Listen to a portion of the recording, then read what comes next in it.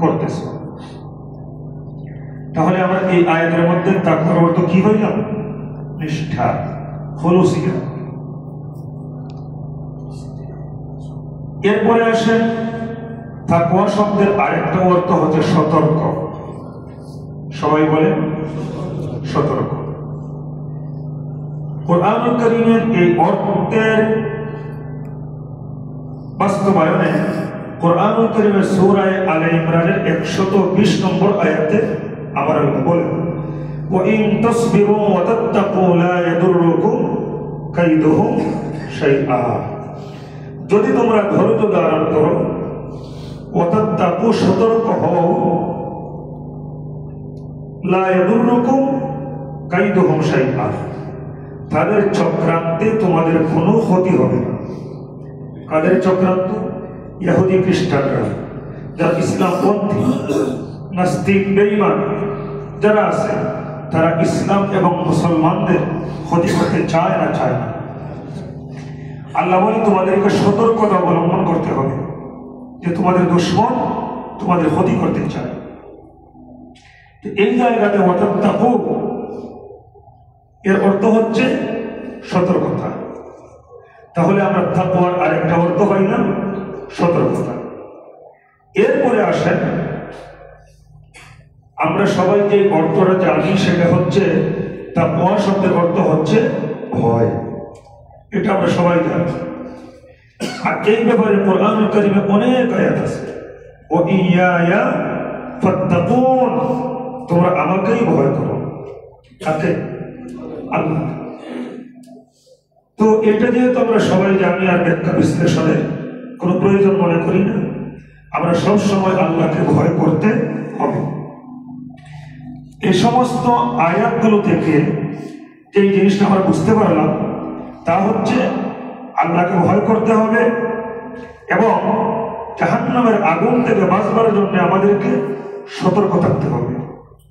এবং যতগুলো আমল করি, মাহে রমজান আসতেছে, দিনের বেলা রোজা রাখবো, রাতের বেলা তারাবির নামাজ, সব কিছু শুধুমাত্র দেখাইবার জন্য নাকি আল্লাহকে রাজি খুশি করবার জন্য। এখন আসেন মাহে রমজানুল মুবারকের দিনের বেলা আমরা সবাই কি করব? রোজা। আমি জাস্ট আজকে আপনাদেরকে রমজানের প্রস্তুতির জন্য কিছু কথা শুনিয়ে দিতেছি। আসল আলোচনা করব আমরা ধারাবাহিকভাবে রমজান মাসে। বুখারী শরীফের হাদিস, বিশ্বনবী রাহমাতুল লিল আলামিনের সাহাবী হযরত আবু হুরায়রা রাদিয়াল্লাহু তাআলা আনহু থেকে বর্ণিত, রাসূল সাল্লাল্লাহু আলাইহি ওয়াসাল্লাম বলেছেন, মান সামা রমাযানা ঈমানান ওয়া ইহতিসাবান,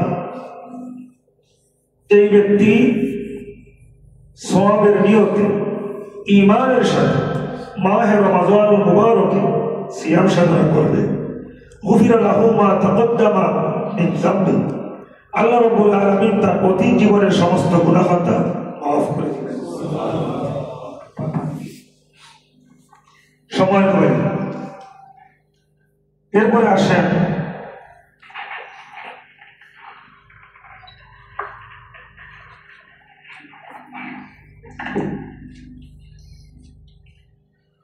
আজকে তো পানি খাওয়া শেষ, সামনে জমার থেকে আর চলবে না। আজকে এত পেরেশানি হয়েছে, আজকে যে ছাত্রদের দল ঘোষণা, আবার পরীক্ষা আমার জানাই ছিল না। আমি 20 মিনিটে মিরপুর থেকে জায়গায় আসি, তো তাড়াতাড়ি আসার জন্য লাস্টে আমি বাধ্য হয়ে যে মোটর সাইকেলে সরা আমার জন্য হারাম।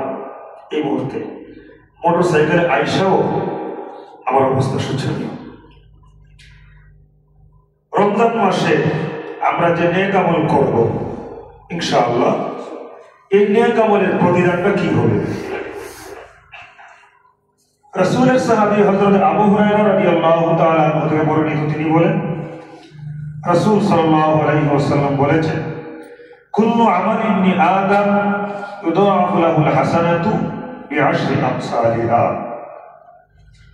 আদম সন্তান যতগুলো নেক আমল করবে, এই নেক আমলের বিনিময় আল্লাহ রাব্বুল আলামিন বিআশরি আমসালিহা 10 গুণ বাড়িয়ে দেন।